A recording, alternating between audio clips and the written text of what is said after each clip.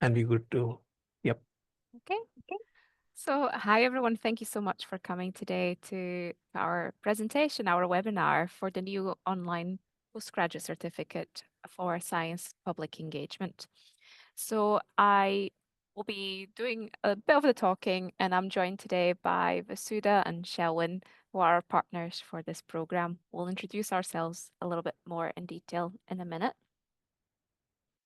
So, in today's session, we're going to talk about the university itself and our science public engagement program. We'll also discuss the online learning environment and how you're expected to participate in the program. We'll give you some key information and entry requirements, study duration and fees, and so on. Please note that you're all on mute just now. There will be Q&A after the session, but you can also pop any questions you have in the meantime in the chat, and we'll be keeping an eye on it. So to introduce ourselves, I'm one of the program leads in here from Glasgow University, joined by Maggie McCall, who can't be here today. She sends her apologies. So I'm currently leading another program at the university in science communications, and that's really what I have my interest in. So I really enjoy communicating science to general audiences, and that's what I spend my time doing. I used to be in research, but I've now stepped away from it to focus more on communications. I'm also a consulting editor for one of the Glasgow University magazines called Physiodyssey. Maggie is from an education and museums background. So she has an international Erasmus Mundus in education in museums and heritage. She looks at the intersections between education, culture, arts, societal issues, and heritage. And she is very excited to join us on this new program. We also have Science Gallery Bengaluru as our partner. We're very lucky to have them collaborating on a program with us. So I'm now going to pass on to Science Gallery to introduce themselves. Thanks, Anna. We really look forward to collaborating with the University of Glasgow as well for this course. So, just to give you some sense, Dr. Janvi Falke is the founding director of Science Gallery Bengaluru. She unfortunately couldn't be here for the session today, but she is a historian of science, and she was a professor at King's College London earlier, and she transitioned in the last 5 years or so to Science Gallery Bengaluru, where she has been, of course, working on curating and thinking about public engagement at the intersection of science and art. She also has a couple of books and a film that she's talked about, primarily thinking about the history of nuclear physics in India. And she will be the lead program facilitator for the PG certification from Science Gallery's end. And Anna, if you could move on to this next slide, we will introduce ourselves. So, hi everyone, I'm Vasudha, and I am currently the Programs and Learning Manager at Science Gallery Bengaluru. I've been working here for almost 5 years now, so I have a lot of experience in designing and thinking about public engagement and non-formal ways of learning and education in museum spaces. Yeah, that's it about me. Shalin? Hi, I'm Shelvin, and I also work in the learning team at Science Gallery. So, as part of the learning team, we run a lot of mentorship programs and initiatives for the young adults. So, one of the core duties that we, or that I rather work on, is the mentorship initiatives. And I used to be a teacher for about 4 years with Teach for India at a government school in Bangalore itself. And my interest particularly lies in non-formal learning spaces, young adult education, and how do you think about education and pedagogy? Yeah. Thank you, Anna. No problem. So about the university itself, as you know, Glasgow University is quite old. We're established in 1451. We are one of the top 100 universities, and we're currently 13th in the world in terms of sustainability rankings and impact ratings. We're a member of the Russell Group universities across the UK, and we have 8 Nobel laureates connected to the university. So, you could be the next one, who knows? But the Science Gallery, again, I'll leave it to Vasuda and Shelwyn to speak on this. Sure. So Science Gallery Bengaluru was founded by the government of Karnataka, which is a state government in India, in the country of India. And what we try to do is bridge the gap between research that's happening in laboratories, studios, and other institutions, and try and take that research out into the public domain. And the way we do that primarily is through exhibition seasons that are at the intersection of science and art. So we try and bring together the natural, human, social sciences along with engineering, art, design, and technology to think about the relevance of science and research in people's everyday lives. We've done 7 exhibitions so far, all that are interrogating different objects of inquiry, such as contagion, which looked at the transmission of diseases, behaviors, and emotions, or psyche, which was trying to understand the human mind. So the picture that you see is one of our gallery where we had an artist work with us to think about carbon and the histories and memories that you have with mining, for example. So yeah, happy to answer more questions specifically about Science Gallery Bengaluru later if you have any. So, again, back to Glasgow University and the student experience. So, our students are taught by dedicated and passionate academics. I can vouch for this. I'm one of them, and I'm sure Vasudha and Shelwyn will be too when they're teaching for the program. We have 43,000 students from about 140 countries at the moment in the university, and we're ranked in the UK's top 20 for graduate employability. And this also applies to online degrees, it's not just in person. So if you join the university for the program, you will be part of this rating.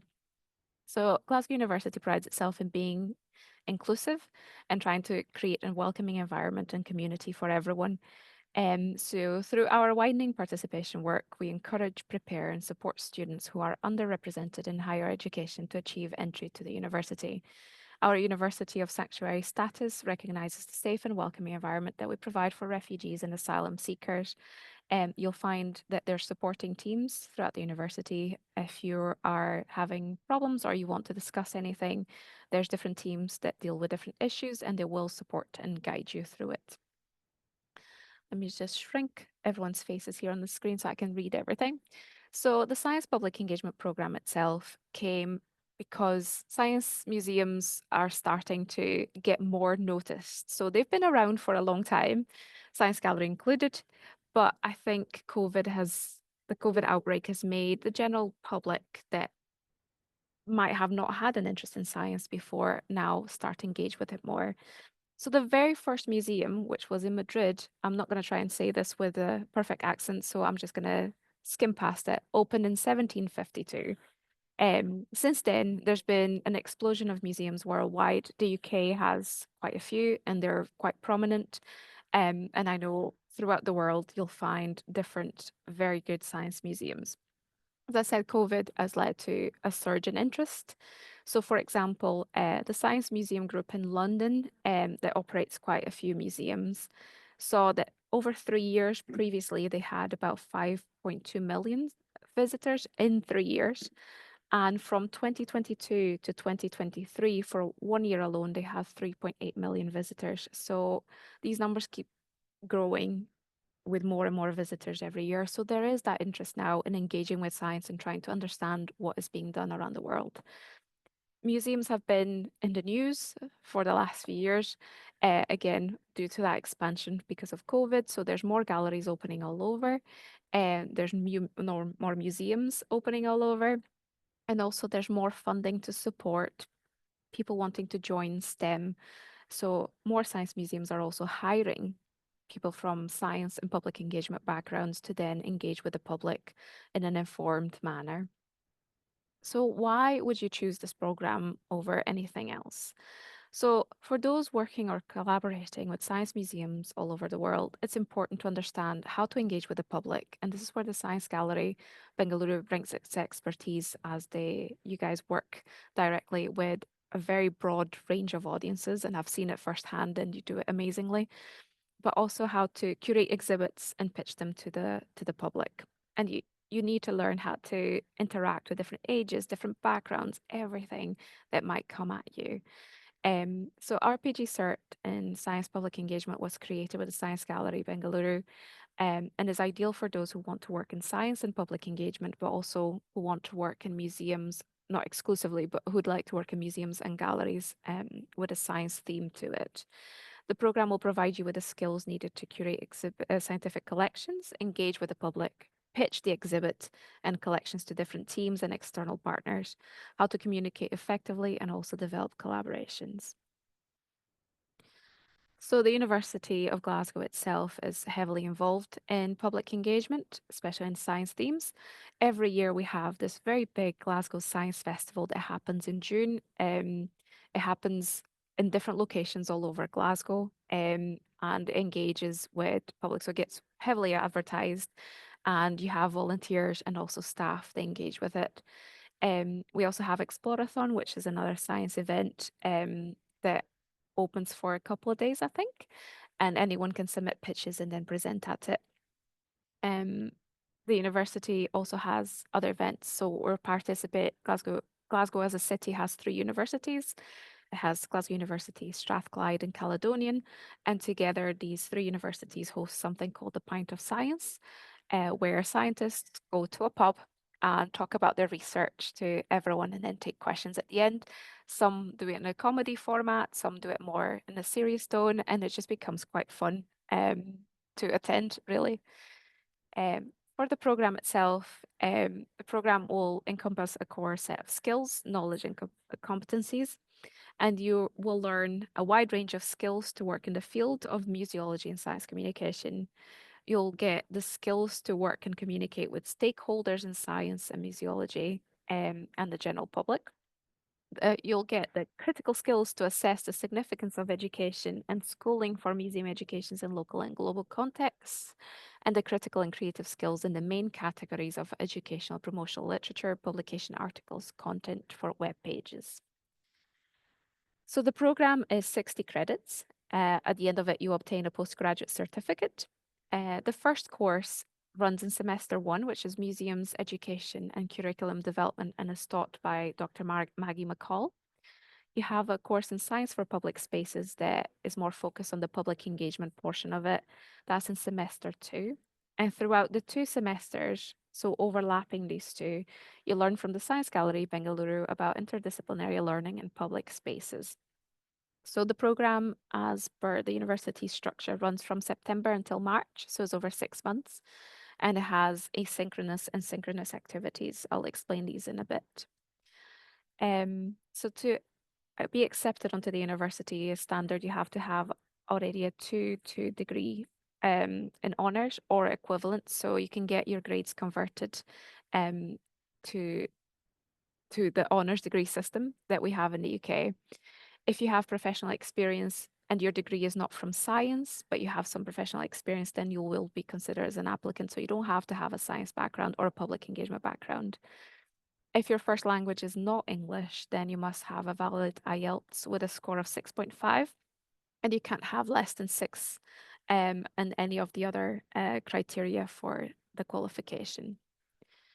Applicants from these countries listed here don't need to provide language tests because you come from an English-speaking country. And applicants who have a degree from the UK or Ireland also do not need to provide IELTS. In terms of career opportunities, what might be the outcome of the program? Where could you join and get employment after? So we're trying to really bridge between science and galleries and interacting with different audiences. So really any job that interacts with different audiences, science and so on, could come out of it. Examples that we have are public engagement, science and health institutions, cultural institutions, charity sector, and other related fields. Or you can go into formal education, such as primary and secondary teaching, depending on the guidelines for the country you're applying for. How does an online program run? So asynchronous delivery means you're not in a live session with a member of staff. It's work that you carry on in your own time.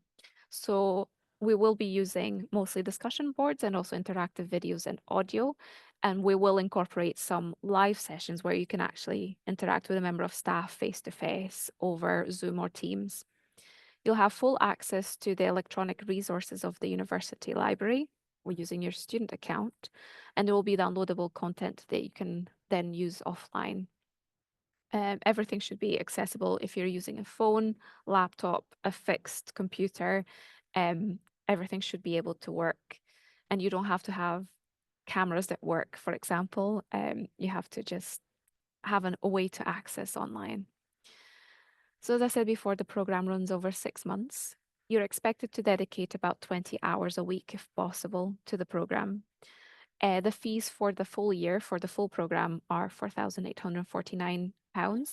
If you go on the university website, you'll be able to find available scholarships for online learning. The program starts this September and will run yearly and is 100% online. So in terms of the presentation, that's it from me. You can contact our admissions website if you have further queries. You can also email us directly on the program, and you'll find all the details on the website they used to sign up to today's talk. And if you have questions, more than happy to take them just now. Thank you, Anil. Anil shared the link to the program for where you can see all the resources on the chat. So does anyone have questions for us?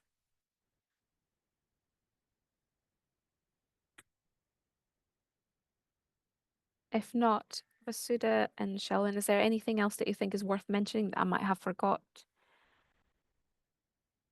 No, I think that's pretty much it. We're excited to see this as kind of like a broadening of, thinking about non-formal education, education in museums, connecting it to science communication and public engagement.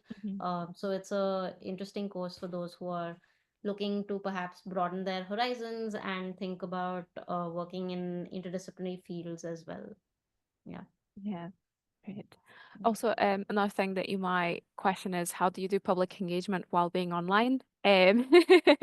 So you will have the opportunity, at least in the Science for Public Spaces, you create public engagement activities like STEM activities for a designated audience, and you'll be able to decide what audience you want to cater it to. If you want to create an activity that's more for children, it's more for adults, or one that incorporates everyone. And we'll have a little festival online. So you'll have an online festival that you participate as part of the building that I'm currently sat in is the Advanced Research Centre here at the university, and they run several public engagement events throughout the year. And we work in partnership with them where we deliver activities as part of our programs to some of the events that they have running. And they have an event called the Spring Fling, which is the one that we slot into, and you develop either a short tabletop activity or more of a workshop, and you will run it online. So you can either create like a little recipe book so that parents, for example, if you're catering an activity for children, you can give like the parents a little recipe book where they can buy everything that they need, and then they can run the activity with the kids in their own time. Or you can do a live stream where they follow along with each step that you've created. So you have that scope to do an online activity and still engage with different audiences. And the ARC, this department, will sort it all out for you. Yeah, and just to add to that, so at Science Gallery Bengaluru, at least when the COVID-19 pandemic hit, we started thinking about museums that are on or exhibitions that are primarily online, and we did 3 purely online exhibition seasons. So there are interesting and sort of new ways to engage the public through the online medium. So we're hoping that even in the course that Science Gallery runs, we'll be able to touch upon some of those things as well. So thanks, Anna, for bringing Yeah, that up. no problem. That's great. I see that Anil is sending questions as well, so I'll try and answer them, and I might ask Science Gallery at some point. So first of all, you have now the website as well for the Science Gallery, and you can see the work that they do on a day-to-day basis and see their expertise. The ideal number of hours that need to be invested on a weekly basis. So the university recommends about 20 hours. You will find that sometimes you might have to put the 20 hours. Sometimes you might be able to put a little bit less because not all weeks are going to be busy in terms of academic pressure. Maybe towards an assessment time, you'll put in a bit more hours. Maybe in a quiet time where it's just reading, you can have a little bit less. would it be feasible for me to take this program while working full time? We certainly hope so, and we are trying to make sure that is the case, that you can have a full-time employment, and it is a part-time program. It's called part-time. It runs over 6 months. It's only 20 credits per semester. For an example, full-time degree, you take 60 credits per semester rather than 20 to 30. So it's trying to already bridge that where you can have a job that you dedicate most of your time to. Will there be opportunities to network with other students and industry professionals like conferences or in-person events? We, like the university, will facilitate events that you can attend in person here. So you could come, if you're local, you can come to some free conferences that we have at the university. It really depends in terms of in person where you are in the world. But having said that, we do also have online conferences like the Learning and Teaching Conference hosted by University of Glasgow, and it has an online day, and you will be sent a link so that you can register and attend, and the same for any workshops that run around campus that we know of. Networking then becomes quite easy in those events. And I'm sure that with the Science Gallery as well, you'll be able to network with different staff within the gallery as well and collaborators that you might have. Yeah, absolutely. So you might be able to meet some members of the Science Gallery team who again come from a wide diversity of disciplines and backgrounds and research interests. And we also, of course, would be able to have you over if you're local to Bangalore, and join us for our events, some of which are public lectures, but also we have other networking events that you can do as well. So yeah, and of course we'll continue to have online sessions as well that you can join us for. Okay.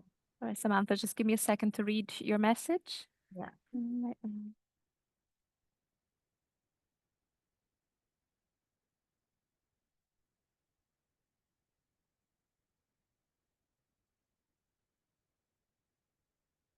So are you asking, sorry, I'm trying to understand, are you asking if you can do this program as your integrated year or run it at the same time that you're doing the program?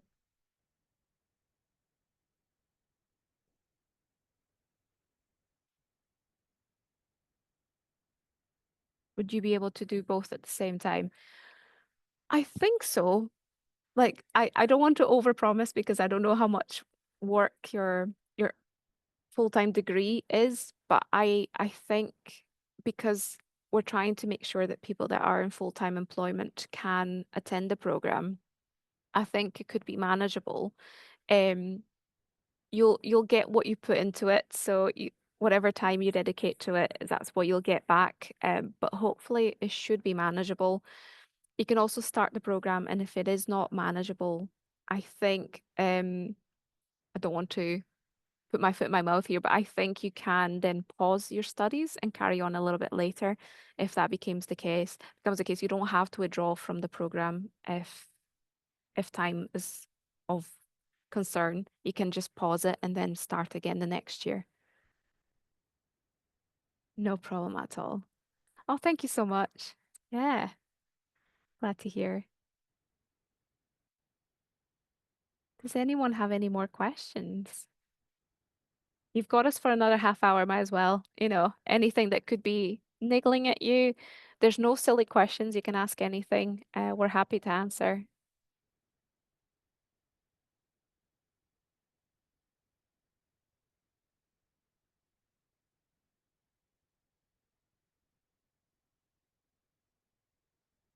Will I be issued with a physical student card and will I have access to libraries and resource? Yeah. So I actually don't know about the physical card. You will be issued a student ID. Um, I don't know if it gets posted out to you. Actually, I need to double check on that. But you will have, yeah, I'm pretty sure you will because you get student discounts and everything. It's really nice going to the shops and museums and being able to access because you're a student. So there must be a way where you get a physical card to prove that you are a student. But you will have access to libraries and resources because you'll have that student status. So I think it is a physical card that's in. Makes sense, doesn't it?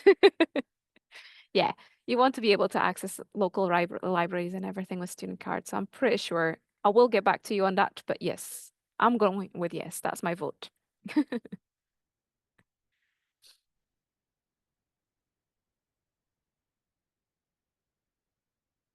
Don't think I'm forgetting anything important, am I? Yeah. Yeah. Yeah. We're Think good, yeah. because I think the first course, the one that is with Maggie on museums education, that one is the one that's a bit more theoretical, if I'm not mistaken. And then the other two courses are more on the practical side, I think. Mix of theory and practice. But yeah, but Maggie will teach you about developing curriculum for museums, and that's a bit more on the theory side. But having said that, Maggie will get you to engage with different museums around the UK that she works with, so you'll be able to network there as well. Mm. And I mean, and what we do is we develop learning resources on the ground, trying to understand what is it about different themes that people might want to know or educators might need to sort of teach in classrooms.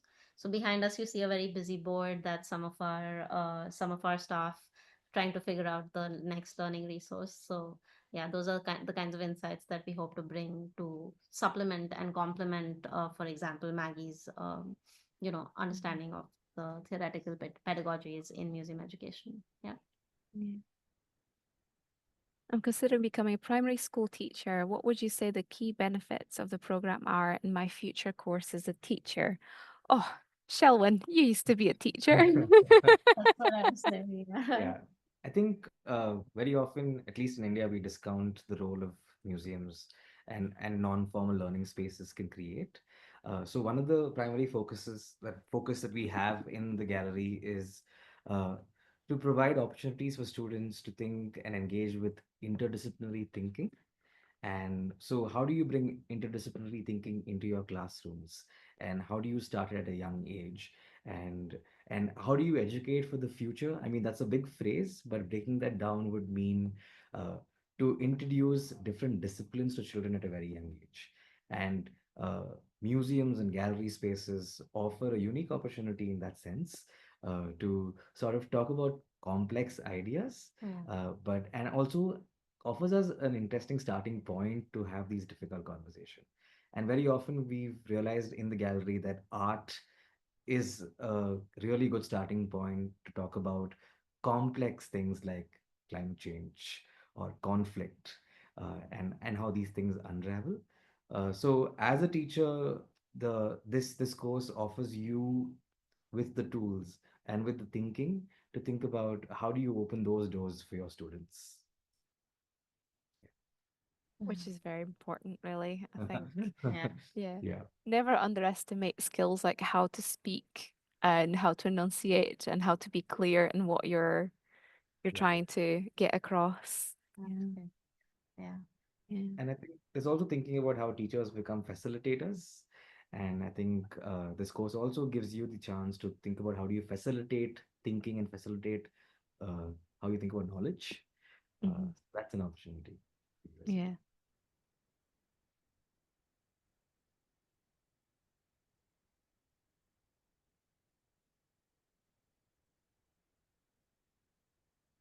Right, Anna, is there anything else to answer?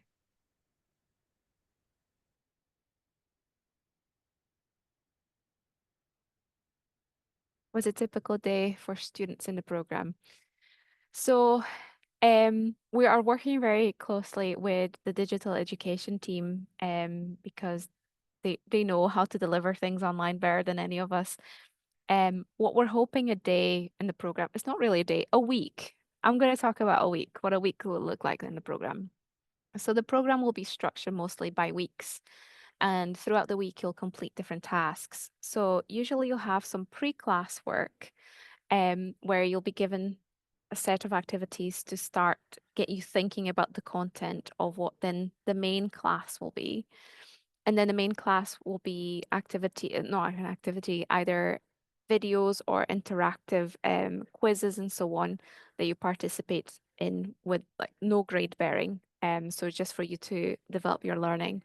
And then you, for some of the classes, you might have a post-class activity as well. So we use a platform called Moodle, and Moodle will guide you through what to do in each week. So we'll set up the different bullet points, almost like you can track your movement as you go along. Um, and yeah, that's mostly how it's split, is by weeks. And then we have the assessments. So each course will have 2 to 3 assessments. We are very, very careful to make sure they don't overlap between courses so that you're not swamped or overwhelmed at any point. And you just start working towards those assessments. For each assessment that you're doing, there will be an opportunity before to either submit a draft or show your process of thought and work, and you'll get feedback from your peers, but also from staff members involved in that course, where we'll tell you if you're going the right direction, or you should focus more on this, or maybe tweak the language a little bit. So we'll give you that feedback as you go along, and getting that feedback does not affect your grade. It's up to you to take it up or not. It's free of charge feedback for you to apply to your final assessment. So hopefully we'll guide you as you go along.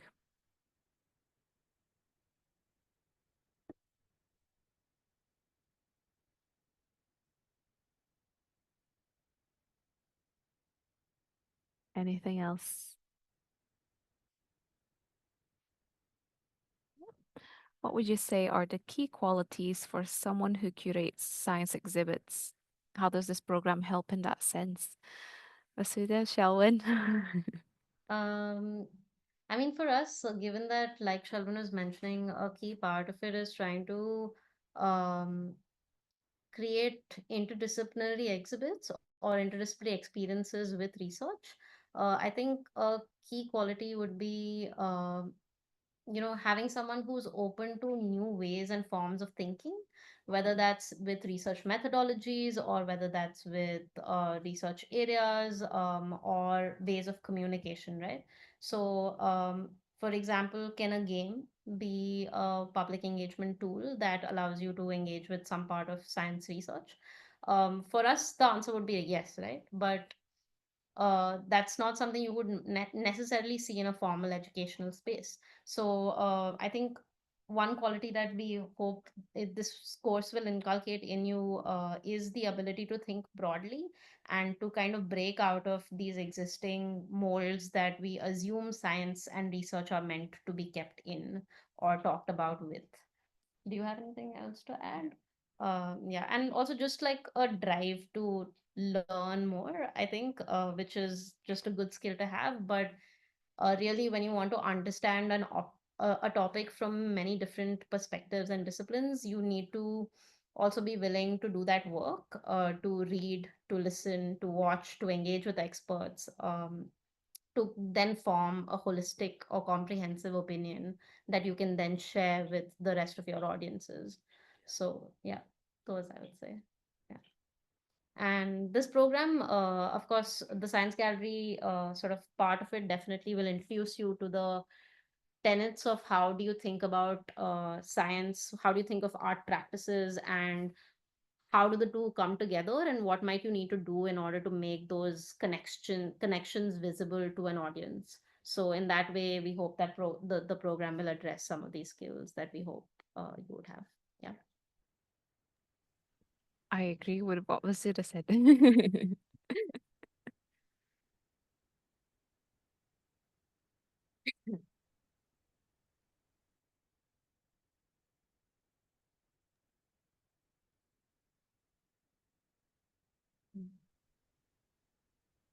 Okay.